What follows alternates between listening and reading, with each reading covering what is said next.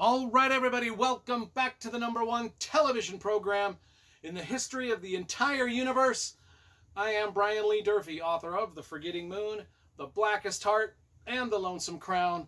All three books published by Simon & Schuster's Saga Press. Today I'm going to be reviewing Final Account by Peter Robinson. This is book number 7 in his Inspector Banks British mystery series set in Yorkshire, England. This book came out in 1994. I have previously read and reviewed the first 6 books in this series, so if you want to see those reviews before you watch this one, all you need to do is type in my last name, Durfee, into your YouTube search bar, and then Peter Robinson's name also into your YouTube search bar, and through some sort of dastardly sorcery that I don't understand, those video reviews will magically appear upon your television screen. Okay, so let's get to Peter Robinson's Final Account, book number 7 in the Inspector Banks mystery series. Let's talk about the cover first, because you know I love graphic design and cover illustration. Now this one's okay. I mean, not that great.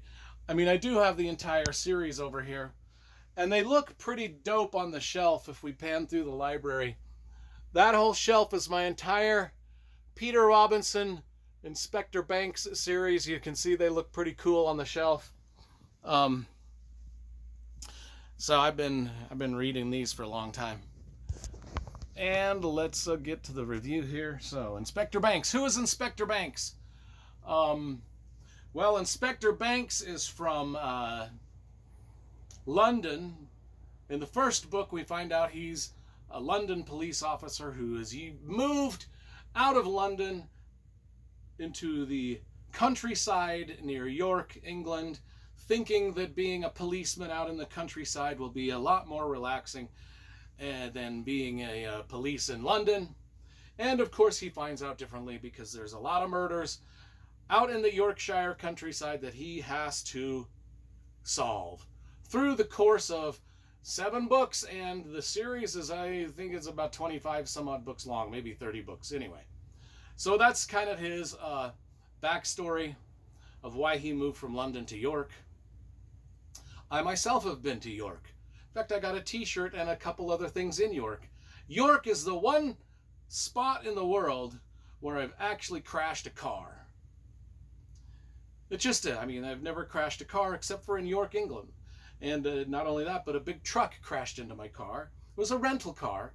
I think they call them lorries, they don't just call them big trucks. Well, they might call them big trucks, but I think they're called lorries in England. Totaled out the rental car. Long story short, I called the rental agency. I bought the rental insurance, called the police. The rental agency had me a new car out there at the scene before the police even showed up to take a report. I can't explain any of that. It just happened. Okay, so Inspector Banks, we found out his backstory. What is this murder mystery about? Well, he's called out to investigate a murder in the Yorkshire countryside. There's a barn, there's a farmhouse and a barn. There's a guy named Rothwell who is sort of this accountant with a young family. It's kind of a whiz kid accountant, if you were. Very rich, lives in kind of a well-to-do farm with a barn, and it's like a nice place, right? Well, he's been brutally murdered.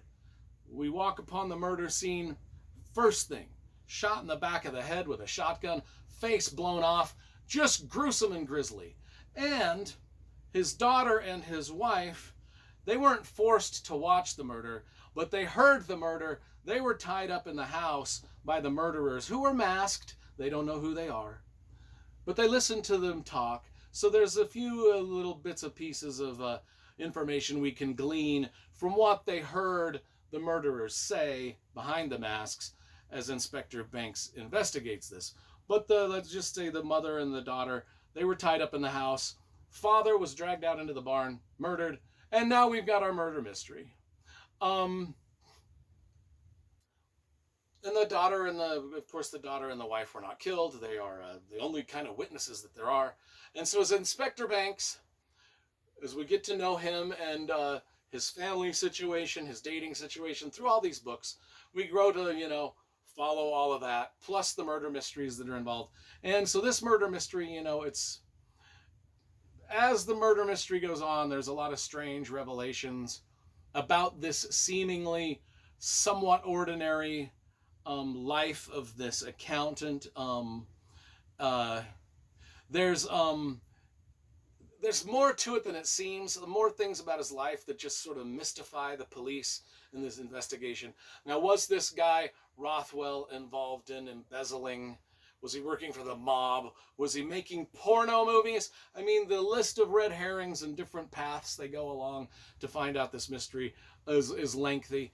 And it just seems that there are lies being told all around by everybody that's involved in the investigation. Lies being, it just breeds further deception, and blood begets blood, and it just gets bloodier. And then all this time, there's a secret killer watching all of this unfold, and the killer is in plain sight. And that's really the plot. I mean, I can't really say much more than that. It's a good mystery. I mean, I follow the Peter Robinson mystery series. I like the Peter Robinson mystery series. The Peter Robinson mystery series is dope. This is an average entry into the series. I mean, I'd probably give this like a 7.5, an 8 out of 10. I mean, if you like your mystery series set in England with all of the flavor of the English countryside, this series is for you, of course.